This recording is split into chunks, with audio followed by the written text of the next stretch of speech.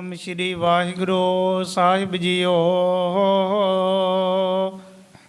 ਬਹੁਤ ਲਿਖੀ ਅਬਰੰਗ ਸੁਨੇ ਜਬ, ਰਿਸ ਕਰ ਹੁਕਮ ਬਖਾਨਾ। ਸੀਰੰਦ ਤੀ ਗਨ ਸੈਨਾ ਲੀ ਕਰ,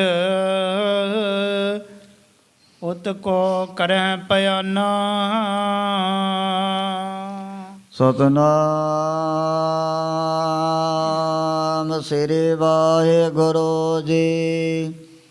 ਸਤਿਗੁਰ ਚਰਨ ਸ਼ਰਨ ਚਲ ਜਾਏ ਸਿੱਖ, ਤਾ ਸਰਨ ਜਗਤ ਚਲ ਆਵਹਿ। ਸਤਿਗੁਰ ਆਗਿਆ ਸਤ ਸਤ ਕਰ ਮਾਨੈ ਗੁਰ ਸਿੱਖ, ਆਗਿਆ ਤਾਹੇ ਸਗਲ ਸੰਸਾਰ ਹਿਤਾਵੈ। ਸਤਿਗੁਰ ਸੇਵਾ ਪਾਏ ਪੂਜ ਕਰੈ ਗੁਰ ਸਿੱਖ, ਸਰਬ ਨਿਧਾਨ ਅਗਰ ਲਿਵ ਲਾਵੈ। ਸਤਿਗੁਰ ਸਿੱਖਿਆ ਦਿਖਿਆ ਹਿਰਦੈ ਪ੍ਰਵੇਸ਼ ਜਾਏ, ਤਾ ਕੀ ਸੀਖ ਸੁਨਤ ਪਰਮ ਪਦ ਪਾਵੇ। ਏਕੰਕਾਰ ਸਤਿਗੁਰੂ ਤੇ ਪ੍ਰਸਾਦ ਸੱਚ ਹੋਈ। ਵਾਹਿਗੁਰੂ ਜੀ ਕੀ ਫਤਿਹ। ਬਿਘਨ ਵਿਨਾਸ਼ਨ ਸੋਏ।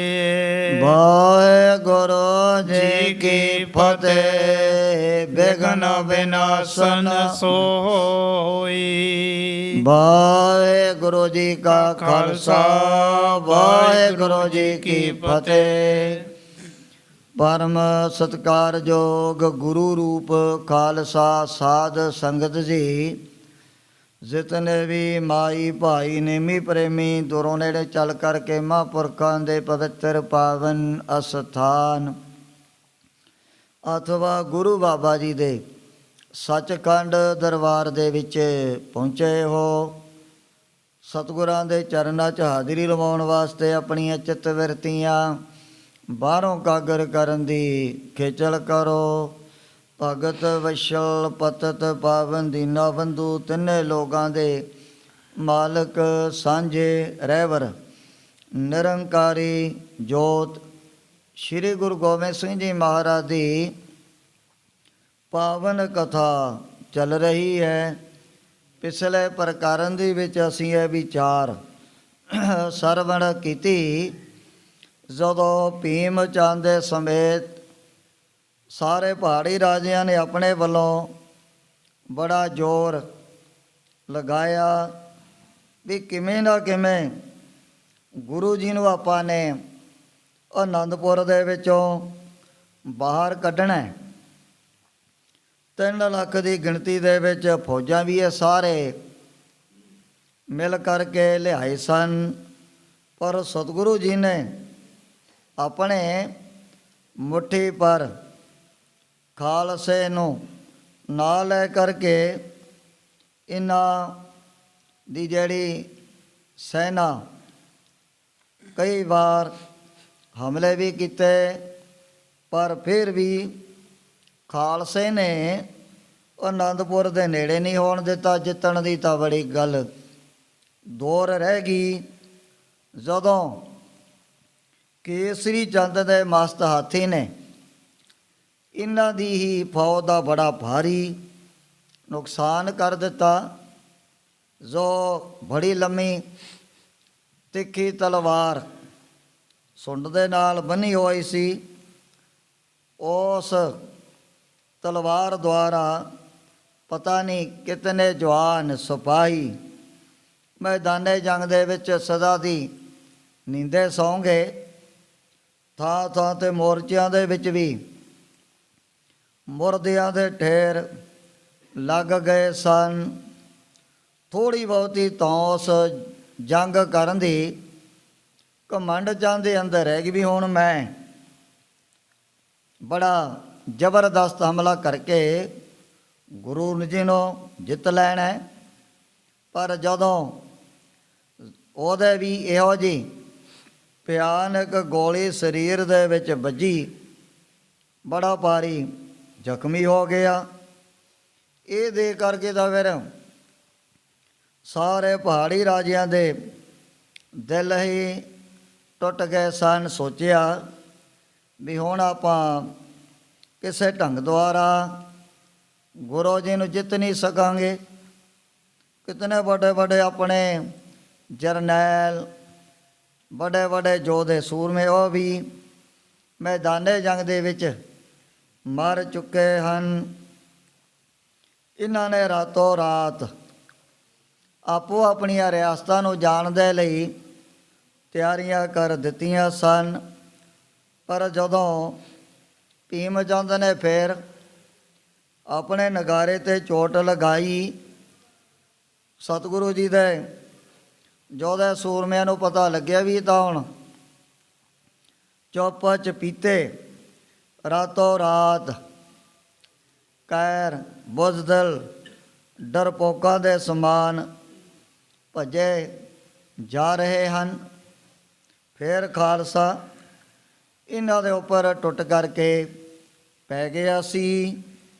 ਜਿਨ੍ਹਾਂ ਤੁਰਕਾਂ ਮੁਗਲਾਂ ਪਠਾਣਾਂ ਨੇ ਖਾਲਸੇ ਦੇ ਅੱਗੇ ਹੱਥ ਜੋੜੇ, ਮੂੰਹ ਦੇ ਵਿੱਚ ਘਾਹ ਲੈ ਕਰਕੇ ਲੈ ਲੈਣੀਆਂ ਕੱਢੀਆਂ ਆਪਣੇ ਪ੍ਰਾਣ ਬਚਾਉਣ ਦੇ ਲਈ, ਉਹਨਾਂ ਦੇ ਉੱਪਰ ਮਹਾਰਾਜ ਦੇ ਯੋਧੇ ਸੂਰਮਿਆਂ ਨੇ ਕੋਈ ਆਪਣਾ ਵਾਰ ਨਹੀਂ ਕੀਤਾ ਸੀ।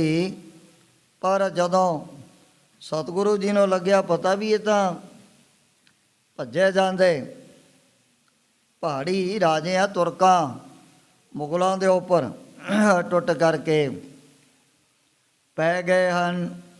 ਉਸ ਸਮੇਂ ਸਤਿਗੁਰੂ ਜੀ ਨੇ ਫਿਰ ਸਿਆਣੇ ਗੁਰਸਿੱਖਾਂ ਨੂੰ ਭੇਜ ਕਰਕੇ ਖਾਲਸੇ ਨੂੰ ਵਾਪਸ ਮੋੜਿਆ। ਭੀਮ ਚੰਦ ਨੇ ਸੋਚਿਆ ਵੀ ਕਿਉਂ ਨਾ ਹੋਵੇ, ਇਹ ਸਾਰੀ ਜਿਹੜੀ ਖਬਰ ਮੈਂ ਆਪਣੇ ਵੱਲੋਂ ਬਾਦਸ਼ਾਹ ਔਰੰਗਜ਼ੇਬ ਦੇ ਪਾਸ ਲੈ ਕਰਕੇ ਭੇਜ ਦੇਣੀ ਹੈ। ਆਪਣੀ ਰਿਆਸਤ ਦੇ ਵਿੱਚ ਜਾ ਕਰਕੇ ਬੜੇ ਨੇ ਮਹਿੰਗੇ ਮਹਿੰਗੇ ਹਾਥੀ ਘੋੜੇ, ਬਹੁਤ ਸਾਰੀ ਮਾਇਆ ਰਿਸ਼ਵਤ ਦੇ ਵਜੋਂ ਤਿਆਰ ਕੀਤੀ ਵੀ ਉਹ ਤਾਂ ਗੁਰੂ ਜੀ ਨੇ ਸਾਡੇ ਵਾਅਦੇ ਵਿੱਚ ਆਉਣਾ ਨਹੀਂ। ਇੱਕ ਜਿਹੜੀ ਚਿੱਠੀ ਪੱਤਰਿਕਾ ਜਿਹੜਾ ਸੀ ਆ ਸਰਹੰਦ ਦਾ ਸੂਬਾ ਵਜੀਦਾ, ਉਹਦੇ ਪਾਸ ਘੱਲੀ ਵੀ ਅੱਜ ਗੁਰੂ ਜੀ ਸਾਡੇ ਨਾਲ ਜੰਗ ਕਰ ਰਹੇ ਨੇ, ਕੱਲ੍ਹ ਨੂੰ ਤੁਹਾਡੇ ਨਾਲ ਵੀ ਯੁੱਧਾਂ ਦੀ ਤਿਆਰੀ ਹੋ ਸਕਦੀ ਹੈ। ਇੱਕ ਜਿਹੜਾ ਆਪਣਾ ਸਿਆਣਾ ਦੂਤ ਨੇ, ਜੋ ਸਾਰਿਆਂ ਨਾਲੋਂ ਵੱਡਾ ਗਵਰਨਰ ਕਹਿ ਲਓ, ਨਵਾਬ ਬਾਦਸ਼ਾਹ ਔਰੰਗਜ਼ੇਬ ਨੇ ਦਿੱਲੀ ਸ਼ਹਿਰ ਦੇ ਵਿੱਚ ਸਾਰਾ ਪ੍ਰਬੰਧ ਚਲਾਉਣ ਦੇ ਲਈ ਛੱਡਿਆ ਹੋਇਆ ਸੀ, ਉਹਨਾਂ ਦੇ ਪਾਸ ਭੇਜਿਆ। ਇਤਿਹਾਦਕ ਪ੍ਰਸੰਗ ਪਿੱਛੇ ਆਇਆ। ਅੱਗੇ ਜਿਸ ਪ੍ਰਕਾਰ ਸਤਿਗੁਰਾਂ ਦੀ ਪਵਿੱਤਰ ਪਾਵਨ ਕਥਾ ਦੇ ਤਾਈਂ ਗ੍ਰੰਥ ਕਰਤਾ ਭਾਈ ਸਾਹਿਬ ਭਾਈ ਸੰਤੋਖ ਸਿੰਘ ਜੀ ਚਾਰਨ ਕਰਦੇ ਨੇ। ਆਪਣੇ ਮਨਾਂ ਨੂੰ ਕਾਗਰ ਕਰਦੇ ਹੋਏ ਆਲਸ ਤੋਂ ਸਾਵਧਾਨ ਹੋ ਕਰਕੇ ਆਖੋ ਸਤਨਾਮ ਸ੍ਰੀ ਵਾਹਿਗੁਰੂ ਜੀ। ਸਤਨਾਮ ਸ਼੍ਰੀ ਵਾਹਿਗੁਰੂ ਜੀ। ਬਹੁਤ ਲਿਖੇ ਅਵਰੰਗ ਸੁਨੇ ਜਬ। ਜਦੋਂ ਕਈ ਚਿੱਠੀਆਂ ਪੱਤਰਕਾਂ ਲਿਖੀਆਂ ਹੋਈਆਂ ਬਾਦਸ਼ਾਹ ਔਰੰਗਜ਼ੇਬ ਦੇ ਪਾਸ ਪਹੁੰਚ ਗਈਆਂ ਹਨ। ਰਿਸ ਕਰ ਹੁਕਮ ਬਖਾਨਾ। ਗੁੱਸੇ ਹੋ ਕਰਕੇ ਬਾਦਸ਼ਾਹ ਔਰੰਗਜ਼ੇਬ ਨੇ ਵੀ ਆਪਣੇ ਵੱਲੋਂ ਇਹ ਸਖਤ ਜਿਹੜੇ ਹੁਕਮ ਲੈ ਕਰਕੇ ਭੇਜ ਦਿੱਤੇ ਸਨ। ਸਿਰੰਦ ਤੇ ਗਾਨਾ ਸੈਨਾ ਲੈ ਕਰ। ਆ ਵੀ ਜਿਹੜਾ ਸਰਹੰਦ ਦਾ ਸੂਬਾ ਵਜੀਦਾ, ਇਹਨੇ ਵੀ ਆਪਣੀ ਸਾਰੀ ਸੈਨਾ ਲੈ ਕਰਕੇ ਜਾਣੀ ਹੈ। ਉਤ ਕੋ ਕਰਹਿ ਭਿਆਨਾ। ਜਿੱਥੇ ਹੁਣ ਗੁਰੂ ਜੀ ਇੱਕ ਨਿੱਕੇ ਜਿਹੇ ਨਗਰ ਦੇ ਵਿੱਚ ਤਾਂ ਆਕੀ ਹੋ ਕਰਕੇ ਬੈਠੇ ਹਨ। ਆਨੰਦਪੁਰ ਛੁਟ ਬਾਏ ਗੁਰੂ ਤੇ। ਜਿਹੜਾ ਆਨੰਦਪੁਰ ਦਾ ਨਗਰ ਗੁਰੂ ਜੀ ਦੇ ਪਾਸੋਂ ਛਡਵਾ ਕਰਕੇ ਭੀਮ ਚੰਦ ਕੋ ਦੀਜੈ। ਫਿਰ ਇਹਦੇ ਉੱਪਰ ਜਿਹੜਾ ਕਬਜ਼ਾ ਤੁਸੀਂ ਸਾਰਿਆਂ ਨੇ ਰੇਲ ਮਲ ਕੇ ਭੀਮ ਚੰਦ ਦਾ ਕਰਵਾ ਦੇਣਾ ਹੈ। ਆਗੇ ਬਹੁਰ ਜੰਗ ਨਹਿ ਕਰ ਹੈ। ਆਉਣ ਵਾਲੇ ਸਮੇਂ ਦੇ ਵਿੱਚ ਵੀ ਗੁਰੂ ਜੀ ਨੂੰ ਤੁਸੀਂ ਇਸੇ ਤਰ੍ਹਾਂ ਜੰਗ ਯੁੱਧ ਕਰਨ ਤੋਂ ਵਿਵਰਜਿਤ ਕਰ ਦੇਣਾ ਹੈ। ਬਲ ਤੇ ਵਰਜਨ ਕੀਜੈ, ਆਪਣੀਆਂ ਫੌਜਾਂ ਦਾ ਪੂਰਾ ਜ਼ੋਰ ਬਲ ਲਗਾ ਕਰਕੇ ਤੁਸੀਂ ਸਾਰੇ ਗੁਰੂ ਜੀ ਨੂੰ ਤਾਂ ਬੜੇ ਸੌਖੇ ਢੰਗ ਦੇ ਨਾਲ ਹੀ ਰੋਕ ਸਕਦੇ ਹੋ। ਉਤ ਤਉ ਭਈ ਬਿਰਤਾਂਤ ਇਸੀ ਵਿਧ, ਉਧਰ ਤਾਂ ਹੁਣ ਭੀਮ ਚੰਦ ਦੇ ਮਨ ਦੇ ਵਿੱਚ ਬੜੀ ਚਿੰਤਾ, ਬੜਾ ਚੋਰਾ ਵਿਚਾਰੇ ਦੇ ਦਿਨ ਰਾਤ ਲੱਗਿਆ ਰਹਿੰਦਾ ਸੀ।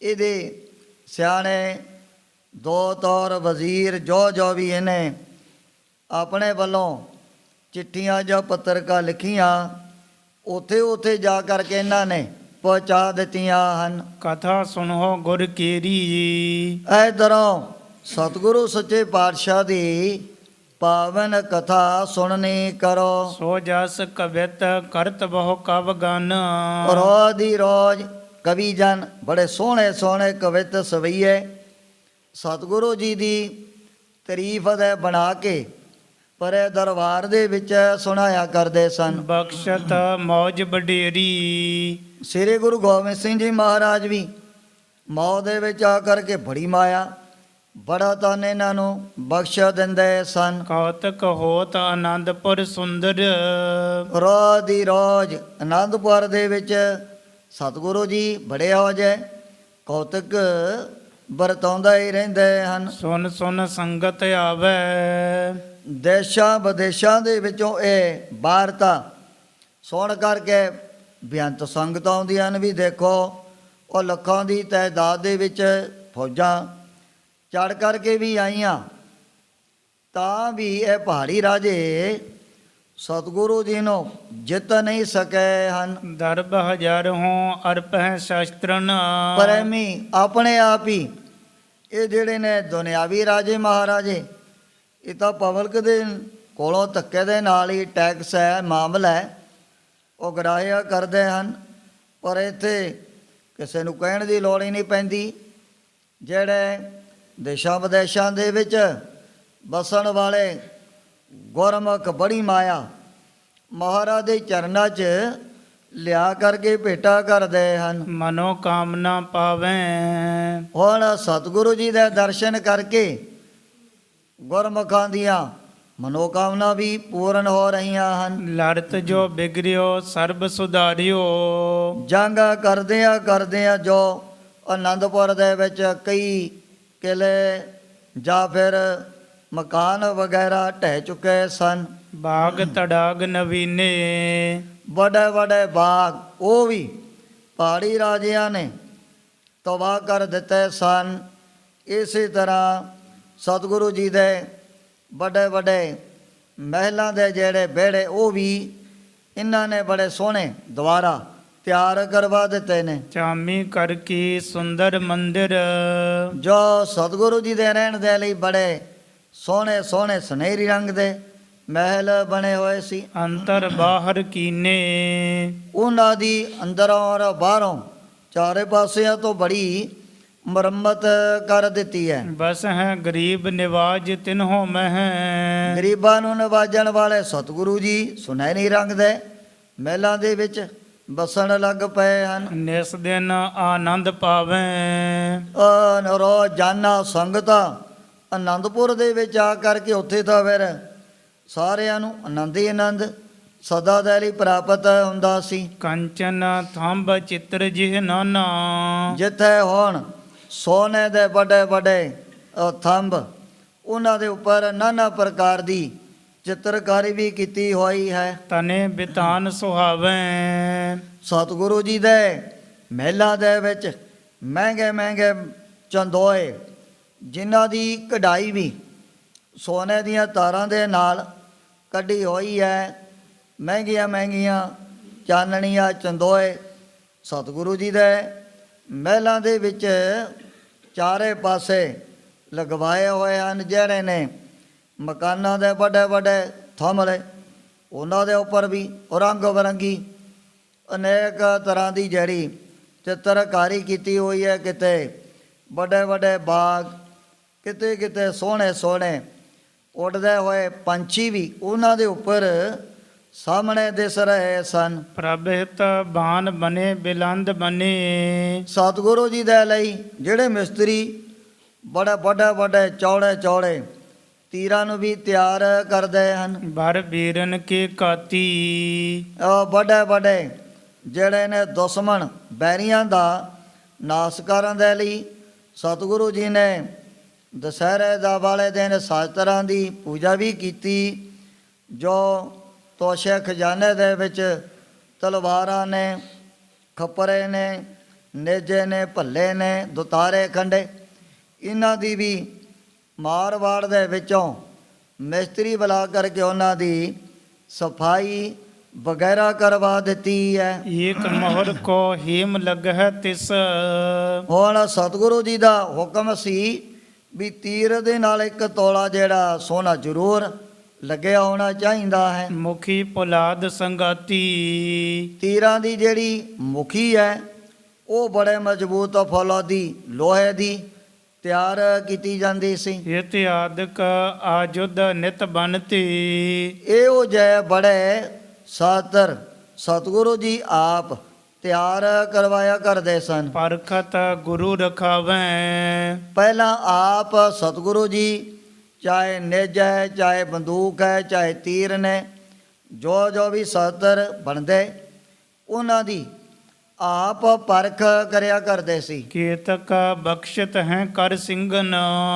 ਕਈ ਜਿਹੜੇ ਹਥਿਆਰ ਤਿਆਰ ਕਰਵਾ ਕਰਕੇ ਜੋਧੇ ਸੂਰਮਿਆਂ ਨੂੰ ਵੀ ਬਖਸ਼ ਦਿੱਤੇ ਸਨ। ਸਦਾ ਜੰਗ ਮਨ ਭਾਵੈ। ਹੁਣ ਜੋਧੇ ਸੂਰਮਿਆਂ ਦੇ ਮਨ ਦੇ ਅੰਦਰ ਤਾਂ ਸਦਾ ਦੇ ਲਈ ਧਰਮ ਦਾ ਜਿਹੜਾ ਯੁੱਧ ਕਰਨਾ ਹੈ ਮਨ ਦੇ ਵਿੱਚ ਬੜਾ ਭਾਉਂਦਾ ਸੀ। ਕਥਾ ਸੁਨੋ ਇੱਕ ਹੁਤੋ ਮਸੱਦੀ। ਇੱਕ ਮਸੱਦੀ ਗੁਰਮੁਖ ਪਿਆਰਾ ਇਹ ਵੀ ਸਤਿਗੁਰੂ ਜੀ ਦੇ ਦਰਬਾਰ ਦੇ ਵਿੱਚ ਰਿਹਾ ਕਰਦਾ ਸੀ। ਆਸਾ ਸਿੰਘ ਸੋ ਨਾਮੋ। ਉਸ ਦਾ ਨਾਮ ਭਾਈ ਆਸਾ ਸਿੰਘ, ਜਿਨ੍ਹਾਂ ਨੂੰ ਆਮ ਸ਼ਬਦਾਂ ਦੇ ਵਿੱਚ ਮੁਨਸ਼ੀ ਵਗੈਰਾ ਵੀ ਕਹਿ ਦਿੰਦੇ ਹਨ। ਗੁਰ ਘਰ ਕੀ ਬਹੁ ਕਾਰ ਚਲਾਵੈ। ਹੁਣ ਭਾਈ ਆਸਾ ਸਿੰਘ ਉਹ ਜਿਵੇਂ ਟੋਂਬੂ ਨੇ ਜਾਂ ਫਿਰ ਸ਼ਾਹੂਕਾਰ ਇੱਕ ਦੂਜੇ ਨੂੰ ਹੁੰਡੀਆਂ ਵਗੈਰਾ ਲੈ ਕਰਕੇ ਭੇਜਿਆ ਕਰਦੇ ਸਨ। ਹੁੰਡੀਆਂ ਲਿਖਣ ਦੀ ਜਿਹੜੀ ਸੇਵਾ ਭਾਈ ਆਸਾ ਸਿੰਘ ਦੇ ਸਪੁਰਦ ਸਤਿਗੁਰੂ ਜੀ ਨੇ ਕੀਤੀ ਹੋਈ ਸੀ। ਟੋਂਬੋ ਲਿਖਿਆ ਤਮਾਮੋ। ਜੋ ਵੀ ਦੇਸ਼ਾਂ ਵਿਦੇਸ਼ਾਂ 'ਚ ਕਿਤੇ ਲੋੜ ਪੈਂਦੀ ਹੈ ਭਾਈ ਆਸਾ ਸਿੰਘ ਆਪ ਫਿਰ ਜਿਹੜੀਆਂ ਨੇ ਇਹੋ ਜਿਹੀਆਂ ਹੁੰਡੀਆਂ ਲੈ ਕਰਕੇ ਭੇਜਿਆ ਕਰਦੇ ਸਨ। ਤਿਸ ਢਿੱਗ ਰੰਕ ਸਿੱਖ ਇੱਕ ਜਾਚਤ। ਇੱਕ ਵਿਚਾਰਾ ਬਹੁਤੀ ਗਰੀਬ ਕੰਗਾਲ ਦੁਖੀ ਗੋਰਾ ਸਿੱਖ ਭਾਈ ਆਸਾ ਸਿੰਘ ਦੇ ਪਾਸ ਚੱਲ ਕਰਕੇ ਆਇਆ ਸੀ। ਕੰਨਿਆ ਵਿਆਹਨ ਜੋਗਾ। ਕਹਿ ਲੱਗਿਆ ਵੀ ਦੇਖ ਮੇਰੇ ਘਰ ਦੇ ਵਿੱਚ ਬਾਹਰ ਪ੍ਰਾਪਤ ਧੀ ਬੜੀ ਜਵਾਨ ਹੋ ਚੁੱਕੀ ਹੈ। ਦਰਬ ਪੰਚ ਸੈ ਤੀ ਹੋਈ ਕਾਰਜ। ਜੇ ਤੂੰ ਰਹਿਮ ਕਰਕੇ ਮੈਨੂੰ 500 ਰੁਪਈਆ ਆਪਣੇ ਵੱਲੋਂ ਬਖਸ਼ ਦੇ ਫਿਰ ਮੈਂ ਆਪਣੀ ਬੱਚੀ ਦਾ ਜਿਹੜਾ ਵਿਆਹ, ਬੱਚੀ ਦੀ ਸ਼ਾਦੀ ਬੜੇ ਖੁੱਲ੍ਹੇ ਢੰਗ ਤਰੀਕੇ ਦੇ ਨਾਲ ਕਰ ਲੈਣੀ ਹੈ। ਮੁਝ ਚਿਤ ਚਿੰਤਾ ਰੋਗਾ। ਪਰ ਹਰ ਬਾਤ ਇਸ ਕਾਰਜ ਨੂੰ ਪੂਰਾ ਕਰਨ ਦੇ ਲਈ ਮੇਰੇ ਮਨ ਦੇ ਵਿੱਚ ਬੜੀ ਚਿੰਤਾ, ਬੜਾ ਫਿਕਰ ਦਿਨ ਰਾਤੀ ਲੱਗਿਆ ਰਹਿੰਦਾ ਹੈ। ਤੁਝ ਤੇ ਹੋਏ ਉਪਕਾਰ ਕਰੋ ਇਹੋ। ਇਹ ਤੇਰੇ ਪਾਸੋਂ ਹੀ ਬਹੁਤ ਵੱਡਾ ਮੇਰੇ ਗਰੀਬ ਕੰਗਾਲ ਦੇ ਉੱਪਰ ਪਰਉਪਕਾਰ ਹੋ ਸਕਦਾ ਹੈ। ਸੁਨ ਸੁਨ ਅਰ ਲਿਖ ਦੀਨਾ। ਉਹ ਸਮੇਂ ਇਸ ਦੀ ਗਰੀਬੀ ਵਾਲੀ ਹਾਲਤ ਦੇ ਹੋਇਆਂ ਭਾਈ ਆਸਾ ਸਿੰਘ ਦੇ ਮਨ ਦੇ ਵਿੱਚ ਵੀ ਬੜਾ ਰਹਿਮ, ਬੜਾ ਤਰਸ ਆਇਆ। ਇਹਨੇ ਵੀ ਬਾਰ-ਬਾਰ ਸਤਿਗੁਰੂ ਜੀ ਦਾ ਨਾਮ ਲੈ ਕਰਕੇ ਬੜੀਆਂ ਦੁਹਾਈਆਂ ਪਾਈਆਂ ਸਨ। ਆਸਾ ਸਿੰਘ ਦਇਆ ਔਰ ਕਰਕੇ। ਇਹ ਦੇ ਕਰਕੇ ਭਾਈ ਆਸਾ ਸਿੰਘ ਦੇ ਮਨ ਦੇ ਵਿੱਚ ਵੀ ਬੜੀ ਦਇਆ, ਬੜਾ ਰਹਿਮ ਪੈਦਾ ਹੋ ਗਿਆ ਸੀ। ਤੇ ਟੋਂਬੋ ਲਿਖ ਦੀਨਾ। ਇਹਨੇ ਆਪਣੇ ਵੱਲੋਂ ਕਿਸੇ ਗੁਰਸਿੱਖ ਦੇ ਨਾਮ ਤੇ 500 ਦੀ ਜਿਹੜੀ ਹੁੰਡੀ ਲਿਖ ਦਿੱਤੀ ਹੈ। ਸੋ ਲੈ ਗਇਓ ਜਹਾਂ ਪਰ ਭੇਜਾ। ਜਿੱਥੇ ਨੇ ਗੁਰਸਿੱਖ ਦੇ ਨਾਮ ਤੇ ਉਹ 500 ਦੀ ਹੁੰਡੀ ਆਪਣੇ ਵੱਲੋਂ ਕੀਤੀ ਹੋਈ ਵੀ ਫਲਾਣੀ ਥਾਂ ਤੋਂ ਤੈਨੂੰ ਇਹ 500 ਰੁਪਈਆ ਜਿਵੇਂ ਬੈਂਕਾਂ ਦੇ ਵਿੱਚੋਂ ਡਰਾਫਟ ਵਗੈਰਾ ਜਮ੍ਹਾਂ ਕਰਾ ਕੇ ਬੜੀ ਮਾਇਆ ਬੜਾ ਧਨ ਲੋਕ ਕਢਵਾ ਲੈਂਦੇ ਹਨ। ਇਸੇ ਤਰ੍ਹਾਂ ਉਹਨਾਂ ਸਮਿਆਂ 'ਚ ਬਸ਼ੈ ਤੌਰ 'ਤੇ ਟੋਂਬੂ ਕਹਿ ਲਓ ਜਾਂ ਫਿਰ ਹੁੰਡੀਆਂ ਲਿਖਣ ਦਾ ਹੀ ਇਹ ਰਿਵਾਜ ਹੋਇਆ ਕਰਦਾ ਸੀ। ਭਾਈ ਆਸਾ ਸਿੰਘ ਨੇ 500 ਦੀ ਜਦੋਂ ਹੁੰਡੀ ਲੈ ਕਰਕੇ ਆਪਣੇ ਵੱਲੋਂ ਇਹਦੇ ਹੱਥ ਦੇ ਵਿੱਚ ਪਕੜਾ ਦਿੱਤੀ ਹੈ। ਲਏ ਪੰਚ ਸਹਿ ਜਾਈ। ਜਾ ਕਰਕੇ ਇਹਨੇ ਉਸ ਥਾਂ ਤੋਂ 500 ਰੁਪਇਆ ਜਿਹੜਾ ਹੁੰਡੀ ਦਿਖਾ ਕਰਕੇ ਪ੍ਰਾਪਤ ਕਰ ਲਿਆ ਸੀ। ਹੋਤੋ ਰੰਕ ਤਿਨ ਵਿਆਹ ਕਰਿਓ ਤਬ। ਇਸ ਗਰੀਬ ਗੁਰਸਿੱਖ ਨੇ ਘਰ ਜਾ ਕਰਕੇ ਆਪਣੀ ਬੱਚੀ ਦੀ ਸ਼ਾਦੀ ਵਗੈਰਾ ਕਰ ਦਿੱਤੀ ਹੈ। ਕੰਨਿਆ ਸਦਨ ਉਠਾਈ। ਆਪਣੇ ਘਰੋਂ ਇਹਨੇ ਜਵਾਨ ਲੜਕੀ ਵਿਆਹ ਕਰਕੇ ਉਠਾ ਦਿੱਤੀ ਹੈ। ਬਿਤੇ ਮਾਸ ਖਟ ਸੋ ਸਿੱਖ ਆਇਓ। ਜਦੋਂ 6 ਮਹੀਨਾ ਬਤੀਤ ਹੋ ਗਏ ਜਿਸ ਗੁਰਸਿੱਖ ਦੇ ਨਾਮ ਤੇ ਇਹਨੇ ਹੁੰਡੀ ਲਿਖੀ ਉਹ ਵੀ ਹੁਣ ਗੁਰੂ ਕਲਗੀਧਰ ਸੱਚੇ ਪਾਤਸ਼ਾਹ ਦੇ ਦਰਸ਼ਨ ਕਰਨ ਵਾਸਤੇ ਆਇਆ ਸੀ। ਗੁਰ ਦਰਸ਼ਨ ਕੋ ਕੀਨਾ। ਜਦੋਂ ਇਹਨੇ ਪਰੇ ਦਰਬਾਰ ਦੇ ਵਿੱਚ ਸਤਿਗੁਰੂ ਜੀ ਦਾ ਦਰਸ਼ਨ ਕੀਤਾ ਹੈ। ਟੋਂਬੂ ਧਰਿਓ ਆਪਨੇ ਭੇਜਿਓ। ਉਹ ਜਿਹੜੀ 500 ਰੁਪਏ ਦੀ ਹੁੰਡੀ ਲਿਖੀ ਹੋਈ ਇਹਨੇ ਲਿਆ ਕੇ ਮਹਾਰਾਜ ਦੇ ਚਰਨਾਂ 'ਚ ਰੱਖ ਦਿੱਤੀ ਸੀ। ਮੈਂ ਪੰਚ ਸਹਿ ਤਿਸ ਦੀਨਾ। ਸੱਚੇ ਪਾਤਸ਼ਾਹ ਵੀ ਇੱਕ ਹੁੰਡੀ ਆਪ ਦੀ ਲਿਖੀ ਹੋਈ ਮੇਰੇ ਪਾਸ ਪਹੁੰਚੀ ਤੇ ਮੈਂ ਇਹਨੂੰ ਆਪਣੇ ਵੱਲੋਂ 500 ਰੁਪਈਆ ਵੀ ਦੇ ਦਿੱਤਾ ਹੈ। ਪ੍ਰਭ ਤਬ ਕਹਿਓ ਨਾ ਹਮਨੇ ਭੇਜਾ। ਸੁਣ ਕਰਕੇ ਸਤਿਗੁਰੂ ਜੀ ਕਹਿਣ ਲੱਗੇ ਵੀ ਭਾਈ ਗੁਰਮੁਖਾ ਅਸੀਂ ਤਾਂ ਕਿਸੇ ਸੇਵਕ ਦਾ ਨੂੰ ਕੋਈ ਵੀ ਹੈ ਹੁੰਡੀ ਲੈ ਕਰਕੇ ਨਹੀਂ ਭੇਜਿਆ ਹੈ। ਕਿਨ ਇਹ ਲਿਖਿਓ ਪਠਾਇਓ। ਪਰ ਇਹੋ ਦੱਸ ਇਹ ਜਿਹੜੀ ਹੁੰਡੀ ਲੈ ਕਰਕੇ ਤੇਰੇ ਪਾਸ ਕਿਸ ਨੇ ਭੇਜਿਆ ਸੀ? ਆਸਾ ਸਿੰਘ ਕੇ ਹੱਥ ਮੋਹਰ ਹੈ। ਉਹ ਸਮੇਂ ਕਹਿਣ ਲੱਗੇ ਵੀ ਇਹ ਜਿਹੜੀ ਹੁੰਡੀਆਂ ਦੇ ਉੱਪਰ ਲਗਾਉਣ ਵਾਲੀ ਮੋਹਰ ਇਹ ਤਾਂ ਮਹਾਰਾਜ ਨੇ ਭਾਈ ਆਸਾ ਸਿੰਘ ਦੇ ਹੱਥ ਦੇ ਵਿੱਚ ਪਕੜਾਈ ਹੋਈ ਆ। ਜਿਹਨੂੰ ਮਰਜੀ ਮੋਹਰ ਲਾਵੇ ਚਾਹੇ ਨਾ ਲਾਵੇ ਮੋਹਰ ਲਾਉਣ ਦੀ ਜਿਹੜੀ ਸੇਵਾ ਉਹ ਵੀ ਭਾਈ ਆਸਾ ਸਿੰਘ ਨੂੰ ਸੌਂਪੀ ਹੋਈ ਸੀ। ਜਬ ਐਸੀ ਲਖ ਪਾਇਓ। ਜਦੋਂ ਇਸ ਵਾਰਤਾ ਦਾ ਭਾਈ ਆਸਾ ਸਿੰਘ ਨੂੰ ਲੱਗਿਆ ਪਤਾ ਵੀ ਜਿਹੜੀ ਮੈਂ ਸਤਿਗੁਰੂ ਜੀ ਦੀ ਆਗਿਆ ਤੋਂ ਬਗੈਰ 500 ਰੁਪਈਏ ਦੀ ਹੁੰਡੀ ਲਿਖੀ ਉਹ ਤਾਂ ਗੁਰਸਿੱਖ ਮਹਾਰਾਜ ਦੇ ਪਾਸ ਹੁੰਡੀ ਲੈ ਕਰਕੇ ਹਾਜ਼ਰ ਹੋ ਗਿਆ ਹੈ। ਕੁਛ ਰਿਸ ਧਾਰਿਆ ਗੁਰ ਕਹਿਓ ਕਹੇ ਬਿਨ। ਸਤਿਗੁਰੂ ਜੀ ਵੀ ਥੋੜਾ ਜਿਹਾ ਨਾਰਾਜ਼ ਹੋ ਗਏ ਵੀ ਆਗਿਆ ਤੋਂ ਬਗੈਰ ਇਹ ਤਾਂ ਹੁੰਡੀ ਕਿਸੇ ਦੇ ਨਾਂ ਤੇ ਕਿਉਂ ਲਿਖਣੀ ਕੀਤੀ ਹੈ? ਇਹ ਕਿਉਂ ਲਿਖਿਓ ਪਠਾਇਓ। ਸਤਿਗੁਰੂ ਜੀ ਦੇ ਮਨ ਦੇ ਵਿੱਚ ਵੀ ਥੋੜੀ ਜੀ ਉਹ ਸਮੇਂ ਨਾਰਾਜ਼ਗੀ ਪੈਦਾ ਹੋ ਗਈ ਸੀ। ਦਿਓ ਆਪ ਹੀ ਦਰਬ ਪੰਚ ਸੈ। ਮਹਾਰਾਜ ਕਹਿਣ ਲੱਗੇ ਵੀ ਇਹਨਾਂ ਬਿਨਾਂ ਆਗਿਆ ਤੋਂ ਆਪਣੇ ਆਪ ਹੀ ਆ ਜਿਹੜੀ 500 ਰੁਪਏ ਦੀ ਹੁੰਡੀ ਕਿਸੇ ਦੇ ਨਾਂ ਤੇ ਲੈ ਕਰਕੇ ਦੇ ਦਿੱਤੀ ਹੈ। ਕੈਸੇ ਖੋਟ ਕਮਾਇਓ। ਵੀ ਇਹ ਤਾਂ ਇਹਨੇ ਬਹੁਤ ਵੱਡੀ ਗਲਤੀ ਭੁੱਲ ਕੀਤੀ ਹੈ। ਯਮ ਗੁਰਤੀ ਸੁਨ ਆਸਾ ਸਿੰਘ ਢਿੱਗ।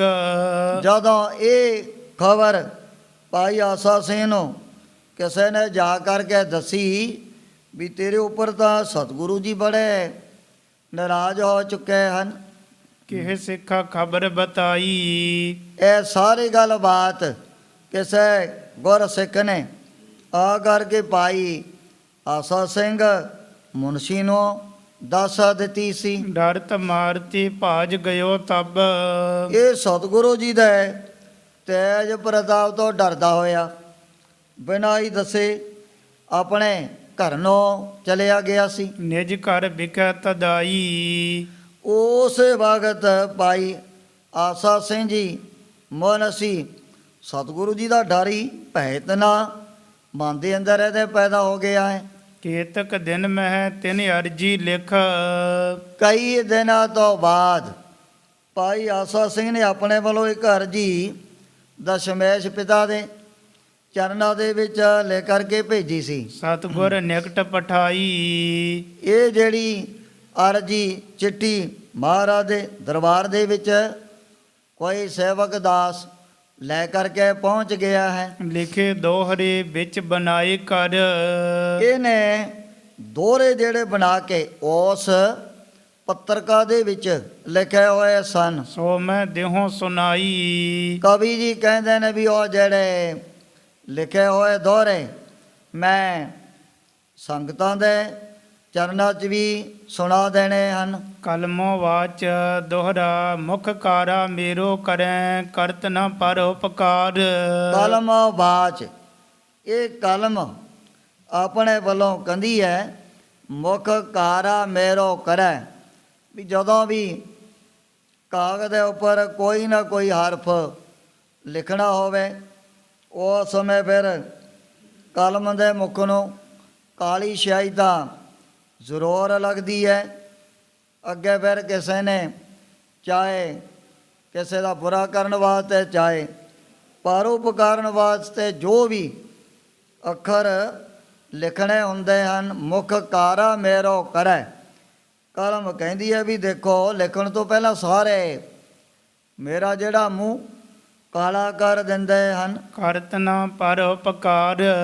ਪਰ ਜਿਹੜੇ ਮਨੁੱਖ ਆਪਣੇ ਹੱਥ ਦੇ ਵਿੱਚ ਮੈਨੂੰ ਲੈ ਕਰਕੇ ਕਰਤਨ ਪਰ ਉਪਕਾਰ, ਦੂਸਰਿਆਂ ਦਾ ਕਦੇ ਵੀ ਭਲਾ ਜਾਂ ਦੂਸਰਿਆਂ ਦੇ ਉੱਪਰ ਕੋਈ ਵੀ ਇਹੋ ਜਿਹਾ ਪਰ ਉਪਕਾਰ ਨਹੀਂ ਕਰਦੇ ਹਨ। ਤਿਸ ਕੋ ਮੈਂ ਫਿਰ ਕਰੂੰਗੀ। ਤਿਸ ਕਾ ਫਿਰ ਮੈਂ ਕਰਾਂਗੀ, ਵੀ ਜਿਵੇਂ ਲੋਕ ਮੇਰੇ ਮੂੰਹ 'ਤੇ ਵੀ ਸ਼ਾਈ ਲਗਾ ਕਰਕੇ ਕਾਲਾ ਕਰ ਦਿੰਦੇ ਹਨ, ਕੋਟਾਂ ਦੇ ਵਿੱਚ ਵੀ ਜੱਜਾਂ ਦੇ ਹੱਥ ਜੇ ਕਲਮ ਹੈ, ਚਾਹੇ ਕਿਸੇ ਨੂੰ ਬਰੀ ਕਰ ਦੇਣ, ਚਾਹੇ ਕਿਸੇ ਨੂੰ ਇਹ ਬਹੁਤ ਵੱਡੀ ਆਪਣੇ ਵੱਲੋਂ ਸਜ਼ਾ ਵੀ ਦੇ ਸਕਦੇ ਹਨ। ਇਹ ਪਰ ਇਹ ਕੰਮ ਜਿਹੜਾ ਵੱਡੇ ਵੱਡੇ ਜੱਜ, ਵੱਡੇ ਵੱਡਾ ਆਫੀਸਰ ਕਲਮ ਦੁਆਰਾ ਜਾਂ ਫਿਰ ਪੈਨਾਂ ਦੁਆਰਾ ਹੀ ਕਰਦੇ ਹਨ। ਤਿਸ ਕਾ ਫਿਰ ਮੈਂ ਕਰੂੰਗੀ,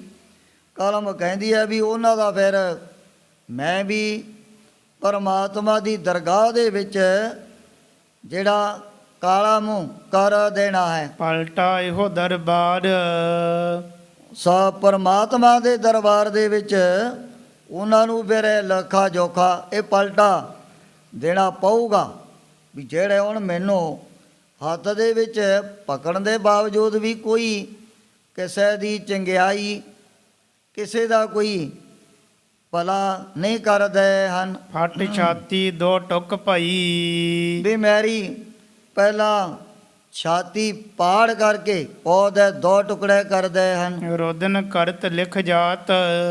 ਇਹ ਜਿਹੜੀ ਕਲਮ ਇਹੋ ਜਿਹੀਆਂ ਵਿਚਾਰਾਂ ਰੋਦਨ ਬਿਰਲਾਪ ਕਰਦੀ ਹੋਈ ਲਿਖ ਰਹੀ ਹੈ। ਪਰ ਸਵਾਰਥ ਉਪਕਾਰ ਬਿਨ। ਪਰ ਕਲਮ ਕਹਿੰਦੀ ਹੈ ਪਰ ਸਵਾਰਥ, ਵੀ ਜਿਤਨਾ ਚਿਰ ਮੈਂ ਦੂਸਰੇ ਦੇ ਸਵਾਰਥ ਦੇ ਲਈ ਕੋਈ ਹੋ ਜਿਹਾ ਪਰਉਪਕਾਰ ਦਾ ਕੰਮ ਨਹੀਂ ਕਰਦੀਆਂ। ਮੋਹਿ ਨਾ ਉਪਜਤ ਸ਼ਾਂਤ। ਵੀ ਉਤਨਾ ਚਿਰ ਮੇਰੇ ਮਨ ਦੇ ਅੰਦਰ ਕਦੇ ਸ਼ਾਂਤੀ, ਕਦੇ ਚੈਨ ਪੈਦਾ ਨਹੀਂ ਹੁੰਦੀ।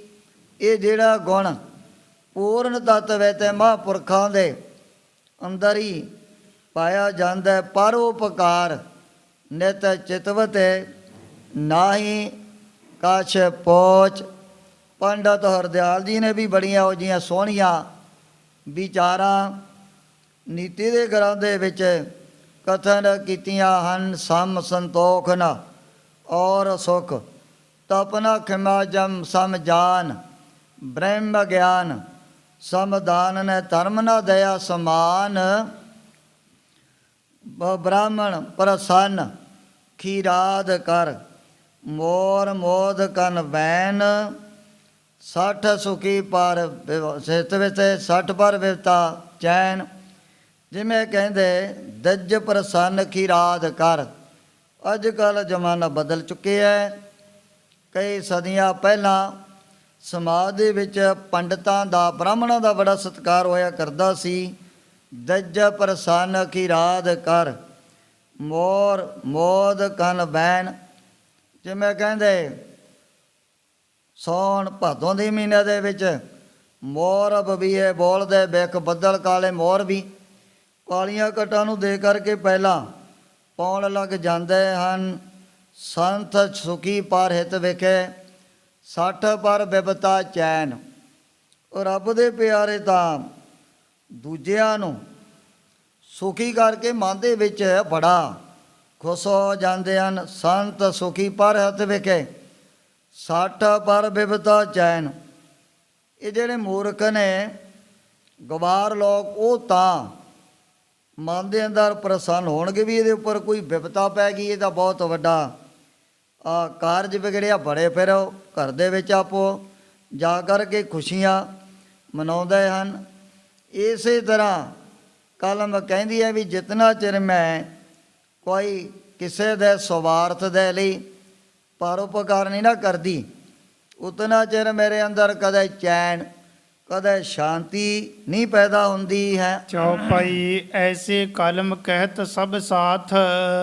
ਭਾਈ ਆਸਾ ਸਿੰਘ ਮੁਨਸੀ ਨੇ ਇਹ ਜਿਹੜੇ ਦੋਹਰੇ ਆਪਣੇ ਵੱਲੋਂ ਬਣਾ ਕਰਕੇ ਲਿਖੇ, ਸੱਚੇ ਪਾਤਸ਼ਾਹ ਗਰੀਬ ਨਵਾਜ਼, ਵੀ ਕਲਮ ਤਾਂ ਬਾਰ-ਬਾਰ ਆਪਣੇ ਵੱਲੋਂ ਸਾਰਿਆਂ ਨੂੰ ਇਹ ਗੱਲ ਕਹਿੰਦੀ ਹੈ। ਸੋ ਪਕੜਾਈ ਗੁਰ ਮੋਹਿ ਹਾਥ। ਸੋ ਪਕੜਾਈ ਗੁਰ ਮੋਹਿ ਹਾਥ। ਉਹ ਕਲਮ ਸੱਚੇ ਪਾਤਸ਼ਾਹ ਵੀ ਆਪਣੇ ਮੇਰੇ ਹੱਥ ਦੇ ਵਿੱਚ ਪਕੜਾ ਦਿੱਤੀ ਹੈ। ਗੁਰ ਕੀ ਆਨ ਜਬਹਿ ਸਿੱਖ ਕੀਨੀ। ਪਰ ਜਦੋਂ ਗਰੀਬ ਸਿੱਖ ਨੇ ਸੱਚੇ ਪਾਤਸ਼ਾਹ ਆਪ ਦਾ ਨਾਮ ਲੈ ਕਰਕੇ ਬਾਰ-ਬਾਰ ਮੇਰੇ ਅੱਗੇ ਵਾਸਤਾ ਪਾਇਆ ਸੀ, ਸਹੀ ਨਾ ਮੈਂ ਚਿੱਠੀ ਲਿਖ ਦੀਨੀ। ਉਸ ਸਮੇਂ ਉਸ ਵਿਚਾਰੇ ਦਾ ਦੁੱਖ, ਉਸ ਦੀ ਗਰੀਬੀ ਦੇ ਕਰਕੇ ਮੈਥੋਂ ਵੀ ਦੇਖੀ ਨਹੀਂ ਗਈ। ਮੈਂ ਫਿਰ ਆਪਣੇ ਵੱਲੋਂ ਪਰਉਪਕਾਰ ਦੇ ਲਈ 500 ਦੀ ਜਿਹੜੀ ਹੁੰਦੀ ਆਪਣੇ ਵੱਲੋਂ ਲਿਖ ਦਿੱਤੀ ਸੀ। ਸਰਬ ਲక్ష్ਮੀ ਜਗਤ ਤੁਮਾਰੀ। ਸੱਚੇ ਪਾਤਸ਼ਾਹ ਵੀ ਜਿਤਨੀ ਇਹ ਦੁਨੀਆ ਦੇ ਵਿੱਚ ਲక్ష్ਮੀ ਹੈ, ਜੋ ਵੀ ਮਾਇਆ ਵਰਤ ਰਹੀ ਹੈ, ਪੁੰਚਿਤ ਹੈ ਇਹ ਸ੍ਰਿਸ਼ਟੀ ਸਾਰੀ। ਇਹ ਇੱਕ ਪ੍ਰਾਣੀ ਦੀ ਗੱਲ ਤਾਂ ਹੈ ਨਹੀਂ। ਇਸ ਮਾਇਆ ਨੂੰ, ਇਸ ਲక్ష్ਮੀ ਨੂੰ ਜੋ ਵੀ ਆਪ ਨੇ ਪੈਦਾ ਕੀਤੀ ਹੈ, ਸਾਰੀ ਜਿਹੜੀ ਸ੍ਰਿਸ਼ਟੀ ਭੁਗਤ ਰਹੀ ਹੈ। ਇਤਿਆਦਿਕ ਲਿਖ ਬਿਨੈ ਪਠਾਈ। ਇਹੋ ਜਿਹੀਆਂ ਬੜੀਆਂ ਬੇਨਤੀਆਂ ਭਾਈ ਆਸਾ ਸਿੰਘ ਮੁਨਸੀ ਨੇ ਦੋਹਰਿਆਂ ਦੇ ਰੂਪ ਦੇ ਵਿੱਚ ਲੈ ਕਰਕੇ ਜਦੋਂ ਸਤਿਗੁਰੂ ਜੀ ਦੇ ਚਰਨਾਂ 'ਚ ਭੇਜੀਆਂ ਸਨ। ਸੁਨਤ ਪ੍ਰਸੰਨ ਭਏ ਗੋਸਾਈ। ਸੁਣ ਕਰਕੇ ਸ੍ਰੀ ਗੁਰੂ ਗੋਬਿੰਦ ਸਿੰਘ ਜੀ ਮਹਾਰਾਜ ਇਹਦੇ ਉੱਪਰ ਬੜੇ ਪ੍ਰਸੰਨ ਹੋ ਗਏ ਸਨ। ਤੇਹ ਬੁਲਾਈ ਪੁਨ ਪਾਗ ਬੰਦਾਈ। ਭਾਈ ਆਸਾ ਸਿੰਘ ਮੁਨਸੀ ਨੂੰ ਕਰੋ ਬੁਲਾ ਕਰਕੇ ਫਿਰ ਉਸੇ ਤਰ੍ਹਾਂ ਜਿਹੜੀ ਸੇਵਾ ਦੀ ਦਸਤਾਰ ਇਹਦੇ ਸਿਰ 'ਤੇ ਬਣਵਾ ਦਿੱਤੀ ਹੈ। ਦਈ ਪ੍ਰਥਮ ਸਮ ਕਾਰਤ ਦਾਈ। ਜਿਹੜੀ ਹੈ ਹੁੰਡੀਆਂ ਲਿਖਣ ਦੀ ਜ਼ਿੰਮੇਵਾਰੀ, ਜੋ ਵੀ ਸੇਵਾ ਸਤਿਗੁਰੂ ਜੀ ਨੇ ਇਹਨੂੰ ਪਹਿਲਾਂ ਦੇ ਸਮਾਨ ਦੁਬਾਰਾ ਫੇਰ ਸੰਭਾਲ ਦਿੱਤੀ ਸੀ। ਇਸ ਪ੍ਰਕਾਰ ਇੱਕ ਹੁਤੋ ਲਿਖਾਰੀ। ਇਸੇ ਤਰ੍ਹਾਂ ਇੱਕ ਹੋਰ ਬੜਾ ਸਿਆਣਾ ਲਿਖਾਰੀ ਇਹ ਵੀ ਸਤਿਗੁਰੂ ਜੀ ਦੇ ਚਰਨਾਂ 'ਚ ਰਿਹਾ ਕਰਦਾ ਸੀ। ਸੈਣਾ ਜਿਸ ਕੋ ਨਾਮ ਉਚਾਰੀ। ਜੈਸਨੋ ਸਾਰੀਆਂ ਸੰਗਤਾਂ ਭਾਈ ਸੈਨਾ ਜੀ ਕਿਹਾ ਕਰਦੀਆਂ ਸਨ। ਕੋਚਕ ਕਥਾ ਤਿਸਤੇ ਜਬ ਹੋਈ। ਜਦੋਂ ਭਾਈ ਸੈਨਾ ਜੀ ਦੇ ਪਾਸੋਂ ਵੀ ਕੋਈ ਥੋੜੀ ਬਹੁਤੀ ਹੋ ਜੀ ਗਲਤੀ ਭੁੱਲ ਹੋ ਗਈ ਸੀ, ਭਾਜ ਗਇਓ ਪੁਨ ਆਏ ਨਾ ਸੋਈ। ਇਹ ਤਾਂ ਸਤਿਗੁਰੂ ਜੀ ਦੇ ਤੇਜ ਪ੍ਰਤਾਪ ਤੋਂ ਐਸਾ ਡਰਿਆ ਵੀ ਦੁਬਾਰਾ ਫਿਰ ਆਪਣੇ ਘਰੋਂ ਮੁੜ ਕਰਕੇ ਨਹੀਂ ਆਇਆ ਸੀ। ਸੁੰਦਰ ਵਰਨ ਲਿਖੈ ਚਿਤ ਆਇਓ। ਜਿਵੇਂ ਇਹਦੇ ਮਨ ਦੇ ਵਿੱਚ ਵਿਚਾਰਾਂ ਪੈਦਾ ਹੋਈਆਂ, ਬੜੇ ਸੋਹਣੇ ਹਰਫ ਲੈ ਕਰਕੇ ਇਹਨੇ ਵੀ ਆਪਣੇ ਵੱਲੋਂ ਪੈ ਜਾ ਦਿੱਤੇ ਸਨ। ਸ੍ਰੀ ਗੁਰ ਤਿਸ ਕੋ ਬੋਲ ਪਠਾਇਓ। ਸਤਿਗੁਰੂ ਜੀ ਨੇ ਵੀ ਇਸ ਨੂੰ ਵਾਪਸ ਆਉਣ ਦੇ ਲਈ ਆਗਿਆ ਭਾਵੇਂ ਦੇ ਦਿੱਤੀ ਸੀ, ਨਿਜ ਸੰਬੰਧੀਆਂ ਕੋ ਮਿਲ ਗਇਓ। ਪਰ ਜਾਣ ਸਾਰੇ ਆਪਣੇ ਸੰਬੰਧੀਆਂ ਆਪਣੇ ਪਰਿਵਾਰ ਦੇ ਵਿੱਚ ਹੀ ਘੁਲ ਮਿਲ ਗਿਆ ਸੀ। ਆਇਓ ਨਹੀਂ ਤਰਾਸ ਹੋਰ ਪਇਓ। ਇਤਨਾ ਡਰ ਭੈ ਦੇ ਮਨ ਦੇ ਵਿੱਚ ਜਦੋਂ ਵਧਿਆ ਵਿਚਾਰਾ ਵਾਪਸ ਮੁੜ ਕਰਕੇ ਨਹੀਂ ਆਇਆ ਸੀ। ਨਹਿ ਆਵਨ ਕੀ ਹੇਤ ਬਹਾਨਾ। ਸਤਿਗੁਰੂ ਜੀ ਦੇ ਦਰਬਾਰ ਦੇ ਵਿੱਚ ਨਾ ਆਉਣ ਦਾ ਇਹਨੇ ਇੱਕ ਆਪਣੇ ਵੱਲੋਂ ਬਹਾਨਾ ਜੀ ਬਣਾ ਲਿਆ ਸੀ। ਲਿਖ ਕਰ ਦੋਹਾ ਪਠਿਓ ਬਖਾਨਾ। ਆਪਣੇ ਵੱਲੋਂ ਇੱਕ ਦੋਹਾ ਕਾਗਜ਼ ਦੇ ਉੱਪਰ ਲੈ ਕੇ ਮਹਾਰਾਜ ਦੇ ਚਰਨਾਂ ਦੇ ਵਿੱਚ ਕਿਸੇ ਦੇ ਹੱਥੀਂ ਭੇਜ ਦਿੱਤਾ ਸੀ। ਦੋਹਰਾ ਜਬਤੀ ਪ੍ਰਭਤੀ ਵਿਚੁਰੀ ਕੀਓ ਕ੍ਰਿਸ਼ ਕੋ ਠਾਟ। ਐ ਸੱਚੇ ਪਾਤਸ਼ਾਹ ਗਰੀਬ ਨਵਾਜ ਵੀ ਜਦੋਂ ਦੇ ਆਪਦੇ ਚਰਨਾਂ ਤੋਂ ਵਿਛੜਿਆ ਕਰੇ ਜਾ ਕਰਕੇ ਮੈਂ ਆ ਖੇਤੀ ਪੱਤੀ ਦਾ ਬਹੁਤ ਵੱਡਾ ਆਪਣਾ ਜਿਹੜਾ ਕਾਰੋਬਾਰ ਤੋਰ ਲਿਆ। ਬ੍ਰਿਖ ਬਨ ਸੰਗਤ ਹਮ ਕਰੀ ਭਈ ਜਾਟ ਕੇ ਜਾਟ। ਜਿਵੇਂ ਮੈਨੂੰ ਫਿਰ ਬਲਦਾਂ ਦੀ ਸੰਗਤ ਪ੍ਰਾਪਤ ਹੋ ਗਈ ਤੇ ਫਿਰ ਮੈਂ ਪਹਿਲਾਂ ਦੇ ਸਮਾਨ ਜੱਟਾਂ ਦੇ ਸਮਾਨ ਹੀ ਬਣ ਚੁੱਕਿਆ ਹਾਂ। ਦੋਹਰਾ ਸ੍ਰੀ ਗੁਰੂ ਗੋਬਿੰਦ ਸਿੰਘ ਜੀ ਬਲੀ ਤਰਨ ਤਨ ਬੈਸ।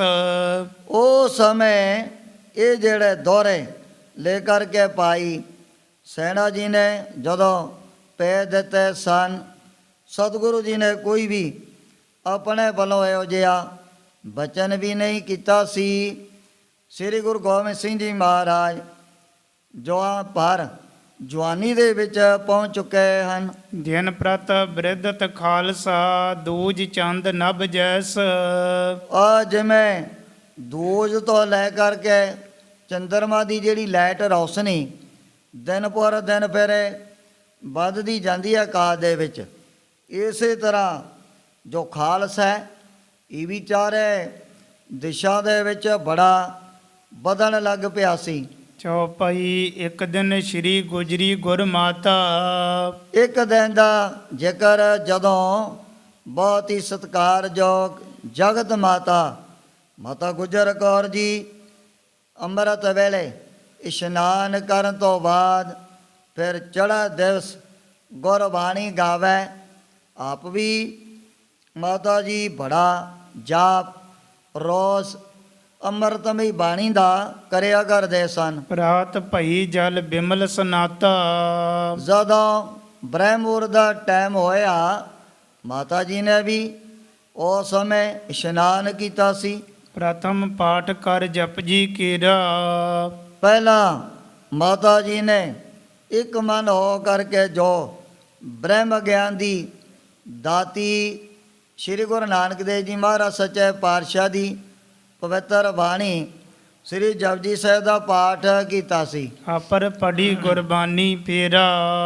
ਹੋਰ ਵੀ ਬਹੁਤ ਸਾਰੀਆਂ ਬਾਣੀਆਂ ਦੇ ਨਿਤਨੇਮ ਮਾਤਾ ਜੀ ਨੇ ਬੈਠ ਕਰਕੇ ਕੀਤੇ ਸਨ। ਪੁੰਨ ਸੁਖਮਨੀ ਪਾਠ ਕੋ ਕਰਤੀ। ਜਦੋਂ ਥੋੜਾ ਜਿਹਾ ਪੌ ਫਟਾਲਾ ਹੋਇਆ ਤੇ ਫਿਰ ਮਾਤਾ ਜੀ ਬੈਠ ਕਰਕੇ ਸ੍ਰੀ ਸੁਖਮਨੀ ਸਾਹਿਬ ਦਾ ਜਾਪ ਕਰਨ ਲੱਗ ਪਏ ਸਨ। ਸਹਿਜ ਸੁਭਾਇਕ ਸ੍ਰੀ ਗੁਰ ਫਿਰਤੀ। ਸਤਿਗੁਰੂ ਜੀ ਵੀ ਸੋਤੈ ਸਿੱਧ ਆਪਣੀ ਮੌਤ ਦੇ ਵਿੱਚ ਵਿਚਰਦਿਆਂ ਹੋਇਆਂ ਉਸ ਸਮੇਂ ਮਾਤਾ ਜੀ ਦੇ ਪਾਸ ਪਹੁੰਚ ਗਏ ਨੇ। ਸਾਦਰ ਤਬ ਹੀ ਨਿਕਟ ਬਿਠਾਈ। ਹੁਣ ਮਾਤਾ ਜੀ ਨੇ ਵੀ ਆਪਣੇ ਪਿਆਰੇ ਲਾਲ ਨੂੰ ਬੜੇ ਆਦਰ ਸਤਿਕਾਰ ਦੇ ਸਹਿਤ ਨੇੜੇ ਬਿਠਾ ਲਿਆ ਸੀ। ਆਪ ਪਠਤ ਬਾਣੀ ਚਿਤ ਲਾਈ। ਆਪ ਮਾਤਾ ਜੀ ਪਹਿਲਾਂ ਦੇ ਸਮਾਨ ਉਸੇ ਤਰ੍ਹਾਂ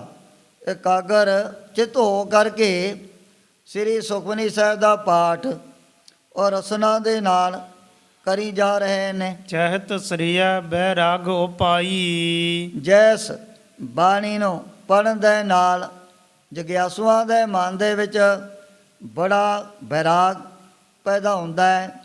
ਜਦੋਂ ਬੈਰਾਗ ਪੈਦਾ ਹੋ ਗਿਆ ਫਿਰ ਉਹ ਕਮਾਈ ਕਰਕੇ ਜੀਵਨ ਮੁਕਤ ਅਵਸਥਾ ਦੇ ਅਧਿਕਾਰੀ ਵੀ ਬਣ ਜਾਂਦੇ ਹਨ। ਜਿਵੇਂ ਜਿਵੇਂ ਵੈਰਾਗ ਪੈਦਾ ਹੋਊ ਫਿਰ ਉਹਨਾਂ ਦੇ ਮਨ ਦੇ ਅੰਦਰ ਮੁਕਤ ਹੋਣ ਦੀ ਇੱਛਾ ਵੀ ਵੱਧ ਜਾਂਦੀ ਹੈ। ਪਠਤ ਪਠਤ ਇਹ ਤੁਕ ਮੁਖ ਆਈ। ਜਦੋਂ ਮਾਤਾ ਜੀ ਰੱਬੀ ਬਾਣੀ ਦਾ ਜਾਪ ਕਰ ਰਹੇ ਹਨ, ਪੜ੍ਹਦਿਆਂ ਜਦੋਂ ਆਪਣੀ ਰਸਨਾ ਤੋਂ ਇਹ ਤੁਕਾਂ ਉਚਾਰਨ ਕੀਤੀਆਂ ਸਨ। ਤੈਸਾ ਸਵਰਨ ਤੈਸੀ ਉਸ ਮਾਟੀ। ਪ੍ਰਭ ਕੀ ਆਗਿਆਤ ਮਹਿਤਾਵੈ ਜੀਵਨ ਮੁਕਤ ਸੋ ਕਹਾਵੈ। ਤੈਸਾ ਹਰਖ ਤੈਸਾ ਸੋਗ ਸਦਾ ਆਨੰਦ ਤੈ ਨਹੀਂ ਬਿਯੋਗ। ਤੈਸਾ ਸਵਰਨ ਤੈਸੀ ਉਸ ਮਾਟੀ। ਤੈਸਾ ਅੰਮ੍ਰਿਤ ਤੈਸੀ ਵੇਖ ਖਾਟੀ। ਵੀ ਜਿਹੜੇ ਜਗਿਆਸੂ ਜਿਹੜੇ ਸਾਧਕ ਕਮਾਈ ਕਰਦਿਆਂ ਉਸ ਪਰਮਾਤਮਾ ਦੇ ਵਿੱਚ ਮਿਲ ਚੁੱਕੇ ਹਨ। ਤੈਸਾ ਸਵਰਨ ਤੈਸੀ ਉਸ ਮਾਟੀ। ਉਹਨਾਂ ਦੀ ਦ੍ਰਿਸ਼ਟੀ ਦੇ ਵਿੱਚ ਚਾਹੇ ਸੋਨਾ ਹੈ ਚਾਹੇ ਮਿੱਟੀ ਹੈ, ਦੋਵੇਂ ਹੀ ਇੱਕੋ ਬਰਾਬਰ ਹੋ ਜਾਂਦੇ ਹਨ। ਸੋਨੇ ਨੂੰ ਦੇਖਣ ਸਾਰ ਹਰੇਕ ਦੇ ਮਨ ਦੇ ਵਿੱਚ ਬੜਾ ਲਾਲਚ ਪੈਦਾ ਹੋ ਜੂ। ਸੰਸਾਰੀ ਲੋਕ ਸੋਨਾ ਹੈ ਭਾਵੇਂ ਬੜਾ ਮਹਿੰਗਾ, ਕਿਵੇਂ ਇਹਨੂੰ ਲੁਕਾ ਕਰਕੇ ਘਰਾਂ ਦੇ ਵਿੱਚ ਸੰਭਾਲ ਕਰਕੇ ਰੱਖਦੇ ਹਨ। ਪਰ ਜਿਹੜੇ ਨੇ ਬ੍ਰਹਮ ਬੈਠੇ ਸਤ ਪੁਰਸ਼, ਉਹਨਾਂ ਦੀ ਦ੍ਰਿਸ਼ਟੀ ਦੇ ਸਾਹਮਣੇ ਚਾਹੇ ਸੋਨਾ ਪਿਆ ਚਾਹੇ ਮਿੱਟੀ ਦੇ ਵੱਡੇ ਵੱਡੇ ਢੇਰ ਲੱਗੇ ਪਏ ਹਨ, ਉਹਨਾਂ ਨੂੰ ਕੋਈ ਵੀ ਸੋਨੇ ਔਰ ਮਿੱਟੀ ਦੇ ਵਿੱਚ ਉਹ ਫਰਕ ਨਹੀਂ ਪਾਸਦਾ ਹੈ। ਐਸਾ ਅੰਮ੍ਰਿਤ ਤੈਸੀ ਬਿਖ ਖਾਟੀ। ਇਸੇ ਤਰ੍ਹਾਂ ਚਾਹੇ ਅੰਮ੍ਰਿਤ ਹੈ ਚਾਹੇ ਜ਼ਹਿਰ ਹੈ, ਦੋਵੇਂ ਵਸਤੂਆਂ ਉਹਨਾਂ ਦੇ ਲਈ ਇੱਕੋ ਬਰਾਬਰ ਹੋ ਜਾਂਦੀਆਂ ਹਨ। ਸੰਤ ਬਾਬਾ ਆਇਆ ਸਿੰਘ ਜੀ ਮਹਾਰਾਜ ਨੂੰ ਹਜ਼ੂਰੀ ਦੇ ਵਿੱਚ ਰਹਿਣ ਵਾਲੇ ਸੇਵਾਦਾਰ ਨੇ ਕਈ ਦਫਾ ਜ਼ਹਿਰ ਪਾ ਕਰਕੇ ਦੇਣ ਦੀ ਕੋਸ਼ਿਸ਼ ਕੀਤੀ। ਮਹਾਂਪੁਰਖਾਂ ਨੇ ਜ਼ਹਿਰ ਨੂੰ ਹੀ ਅੰਮ੍ਰਿਤ ਦੇ ਸਮਾਨ ਜਾਣ ਕਰਕੇ ਛਕ ਲਿਆ ਸੀ, ਪਰ ਜਦੋਂ ਨਾ ਹਟਿਆ ਅਖੀਰ ਨੂੰ ਕਹਿ ਲੱਗੇ ਚੰਗਾ ਪਾਈ ਲਿਆ, ਹੁਣ ਅੱਗੇ ਤਾਂ ਅਸੀਂ ਇਹਨੂੰ ਜ਼ਹਿਰ ਨੂੰ ਵੀ ਅੰਮ੍ਰਿਤ ਦੇ ਸਮਾਨ ਸਮਝਦੇ ਸੀ, ਪਰ ਹੁਣ ਤੇਰੇ ਮਨ ਦੇ ਅੰਦਰ ਖਿਆਲ ਹੀ ਐਸੇ ਪੈਦਾ ਹੋ ਗਏ ਹਨ। ਤੈਸਾ ਅੰਮ੍ਰਿਤ ਤੈਸੀ ਵੇਖ ਖਾਟੀ। ਆਮ ਪੁਰਾਣੀਆਂ ਨੂੰ ਤਾਂ ਮਾੜੀ ਜੀ ਜ਼ਹਿਰ ਕੋਈ ਦੇ ਦੇ ਨਾਲ ਦੀ ਨਾਲ ਫਿਰ ਉਹਨਾਂ ਦੀ ਮੌਤ ਹੀ ਹੋ ਜਾਂਦੀ ਹੈ। ਪਰ ਜਿਹੜੇ ਨੇ ਐਸੇ ਕਮਾਈਆਂ ਵਾਲੇ ਰੱਬ ਦੇ ਪਿਆਰੇ ਬ੍ਰਹਮ ਬੇਤੇ ਮਹਾਂਪੁਰਖ, ਤੈਸਾ ਅੰਮ੍ਰਿਤ ਤੈਸੀ ਵੇਖ ਖਾਟੀ। ਜਿਹੜੀ ਜ਼ਹਿਰ ਹੈ ਬੜੀ ਕੌੜੀ, ਉਹਨਾਂ ਦੀ ਦ੍ਰਿਸ਼ਟੀ ਦੇ ਵਿੱਚ ਚਾਹੇ ਅੰਮ੍ਰਿਤ ਹੈ ਚਾਹੇ ਜ਼ਹਿਰ, ਇਹ ਦੋਵੇਂ ਹੀ ਇੱਕੋ ਸਮਾਨ ਹੋ ਜਾਂਦੇ ਹਨ। ਇਸ ਕੋ ਅਰਥ ਵਿਚਾਰਿਓ ਮਾਈ। ਹੁਣ ਮਾਤਾ ਜੀ ਧੰਨ ਸਤਿਗੁਰੂ ਅਰਜਨ ਦੇਵ ਜੀ ਮਹਾਰਾਜ ਦੇ ਇਹਨਾਂ ਪ੍ਰਵਚਨਾਂ ਦੀ ਆਪਣੇ ਮਨ ਦੇ ਅੰਦਰ ਬੜੀ ਵਿਚਾਰ ਕਰਨ ਲੱਗ ਪਏ ਸਨ ਵੀ ਇਹੋ ਜਿਹੇ ਜਿਹੜੇ ਗੁਣ ਪੂਰਨ ਤਤਵੇ ਤੇ ਮਹਾਂਪੁਰਖਾਂ ਦੇ ਅੰਦਰ ਹੀ ਪੈਦਾ ਹੋ ਸਕਦੇ ਨੇ। ਪੁਨਹ ਪੁੱਤਰ ਸੰਗ ਗਿਰਾ ਅਲਾਈ। ਉਸ ਸਮੇਂ ਮਾਤਾ ਜੀ ਸਤਿਗੁਰੂ ਸੱਚੇ ਪਾਤਸ਼ਾਹ ਨੂੰ ਉਸ ਸਮੇਂ ਫਿਰ ਪੁੱਛਣ ਲੱਗੇ ਸਨ, ਹੀ ਸੁਤ ਸਭ ਥਲ ਗਿਆਤਾਵਾਨ। ਐ ਲਾਲ ਜੀ, ਤੁਹਾਨੂੰ ਤਾਂ ਹੁਣ ਤਿੰਨੇ ਕਾਲਾਂ ਦਾ ਮਨ ਦੇ ਅੰਦਰ ਸਦਾ ਵਾਸਤੇ ਗਿਆਨ ਹੈ ਨਾ, ਆਪ ਤਰਕਾਲ ਦਰਸ਼ੀ ਹੋ। ਹਾਥ ਬਦਰ ਸਮ ਬਿਦਤ ਜਹਾਨ। ਆ ਜੋ ਵੀ ਜਹਾਂ ਦੇ ਅੰਦਰ ਵਰਤ ਰਿਹਾ ਨਾ, ਜਿਵੇਂ ਕਹਿੰਦੇ ਹੱਥ ਤੇ ਪਿਆ ਹੋਇਆ ਔਲਾ, ਹਰੇਕ ਨੂੰ ਸੁਧੇ ਸਿੱਧ ਦਿਸੀ ਜਾਊ, ਕੋਈ ਜ਼ਿਆਦਾ ਦੇਖਣ ਦੇ ਵਿੱਚ ਦਿੱਕਤ ਨਹੀਂ ਆਉਂਦੀ। ਮਾਤਾ ਜੀ ਕਹਿਣ ਲੱਗੇ ਲਾਲ ਜੀ ਵੀ ਜੋ ਵੀ ਸੰਸਾਰ ਦੇ ਅੰਦਰ ਵਰਤ ਰਿਹਾ ਤੇ ਇਹਨੂੰ ਤਾਂ ਫਿਰ ਆਪ ਇੱਕ ਔਲੇ ਦੇ ਸਮਾਨ ਸਦਾ ਵਾਸਤੇ ਸਾਹਮਣੇ ਤਿੰਨੇ ਕਾਲਾਂ ਦੇ ਵਿੱਚ ਹੀ ਦੇਖ ਰਹੇ ਹੋ। ਊਚ ਰੋ ਨੀਚ ਰੰਕ ਕੈ ਰਾਜਾ, ਚਾਹੇ ਕੋਈ ਊਚ ਹੈ ਨੀਚ ਹੈ, ਗਰੀਬ ਹੈ ਅਮੀਰ ਹੈ, ਬਾਦਸ਼ਾਹ ਕੰਗਾਲ ਹੈ, ਜੋ ਵੀ ਹੈ, ਜੀਵਾਂ ਦੀ ਸਰੀਰ ਦੇ ਦੁਆਰਾ ਕਿਰਿਆ ਹੋ ਰਹੀ ਹੈ। ਸਾਧ ਅਸਾਧ ਲਖੋ ਸਭ ਪਾਜਾ, ਚਾਹੇ ਕੋਈ ਸਾਧ ਆ ਸਾਧ ਹੈ, ਚਾਹੇ ਪਾਪੀ ਹੈ ਔਰ ਪੁੰਨਿਆ, ਸਾਰਿਆਂ ਦੇ ਭਾਜ ਨੂੰ ਤੁਸੀਂ ਅੰਤਰਜਾਮਤਾ ਦੇ ਨਾਲ ਜਾਣਨ ਵਾਲੇ ਹੋ। ਹੁਣ ਜਿਸ ਪ੍ਰਕਾਰ ਮਾਤਾ ਜੀ ਨੇ ਵੀ ਇਹੋ ਜਿਹੇ ਪੂਰਨ ਮਹਾਂਪੁਰਖ ਬ੍ਰਹਮ ਗਿਆਨੀ ਦੇ ਦਰਸ਼ਨ ਕਰਨ ਦੇ ਲਈ ਸਤਿਗੁਰੂ ਜੀ ਦੇ ਅੱਗੇ ਬੇਨਤੀ ਕਰਨੀ ਹੈ, ਉਸ ਪ੍ਰਸੰਗ ਦੀ ਵਿਚਾਰ ਅੱਗੇ ਕੀਤੀ ਜਾਏਗੀ। ਇਉਂ ਸ੍ਰੀ ਗੁਰੂ ਗੋਬਿੰਦ ਸਿੰਘ ਜੀ ਮਹਾਰਾਜ ਗੁਰਤਾ ਗੱਦੀ 'ਤੇ ਬਿਰਾਜਮਾਨ ਹੋ ਕਰਕੇ ਆਪਣੇ ਪਵਿੱਤਰ ਉਪਦੇਸ਼ ਅਤੇ ਦਰਸ਼ਨਾਂ ਦੁਆਰਾ ਵਡਭਾਗੇ ਗੁਰ ਸਿੱਖਾਂ ਤਾਈ ਨੇ ਹਾਲ ਕਰ ਰਹੇ ਨੇ। ਇਨ ਤੁਕ ਹਨ ਮੈਂ ਜੋ ਪਿਪਰਾਇ ਹਰਖ ਸ਼ੋਕ ਰਹਿਨੋ ਇਕ ਪਾਈ, ਇਨ ਤੁਕ ਹਨ ਮੈਂ ਜੋ ਪਿਪਰਾਈ ਹਰਖ ਸ਼ੋਕ ਰਹਿਨੋ ਇਕ ਪਾਈ। ਏ ਚੌਥੇ ਪਾਰ ਬ੍ਰਹਮ ਅਵਨਾਸੀ ਅਗ ਅਗਨਾਸ ਏ ਪੂਰ